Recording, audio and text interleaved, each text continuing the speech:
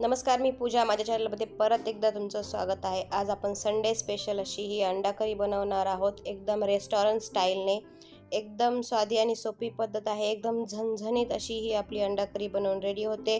चला तर वेळ न घालवता रेसिपीला सुरुवात करूया. इथे मी बघा एक कांदा कट करून घेतला, एक टोमॅटो, लसूण आणि खोबरं आणि त्याच्यासोबतच थोडी कोथिंबीर घेतलेली आहे. हे सगळं साहित्य आपल्याला मिक्सरला बारीक करून घ्यायचं आहे. एकदम छान अशी याची बारीक पेस्ट करून घ्यायची आहे. बघा इथं आता एकदम छान बारीक पेस्ट अशी झालेली आहे.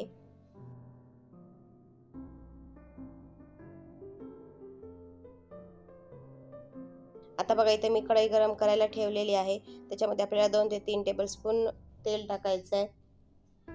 त्यानंतर आपण जे बॉइल्ड अंडे करून घेतलेले आहेत ते आपल्याला याच्यामध्ये फ्राय करून घ्यायचे आहेत. फ्राय करताना याच्यामध्ये थोडीशी हळद आणि तिखट टाकून आपल्याला हे छान फ्राय करायचे.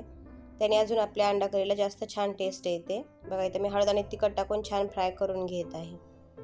5 ते 6 मिनिट आपल्याला हे फ्राय करून घ्यायचे आहे. त्यानंतर आपण हे साईडला काढून घेऊया. आता राहिलेल्या तेलातच आपण फोडणी देऊन घेणार आहोत अंडा करीला. बघा आता या तेलातच तेल गरम आहे. त्याच्यामध्येच आपण जी पेस्ट बनवून घेतलेली आहे मसाल्याची, कांद्याची, टोमॅटोची, ती आपण याच्यामध्ये ॲड करायची आहे आणि याला छान परतवून घ्यायचं आहे. 5 मिनिटं लागतात याला परतवून घेण्यासाठी. एकदम छान तेल सुटेपर्यंत आपण याला परतवून घेणार आहोत. बघा आता आपलं तेल सुटेपर्यंत परतून झालं आहे. त्याच्यामध्ये आपल्याला थोडीशी धनेपूड ॲड करायची आहे. धनेपूड पण छान मिक्स करून घ्यायचे. त्यानंतर याच्यामध्ये मी मीठ ॲड करते आहे. त्यानंतर आपण याच्यामध्ये काळा मसाला ॲड करणार आहोत. तुमच्याकडे कोणता मसाला वापरतात तो तुम्ही मसाला वापरला तरी चालेल. मी इथे घाटी काळा मसाला वापरत आहे. हे छान मसाला आपल्याला परतवून घ्यायचा आहे.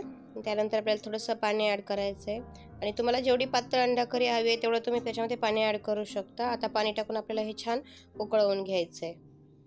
एक उकळी आली की आपण याच्यामध्ये जे आपण फ्राय करून घेतलेले अंडे आहेत ते टाकणार आहोत. बघा आता ते छान उकळी आलेले आहेत, तर्री पण छान आलेले आहेत. आता अंडे सोडूया.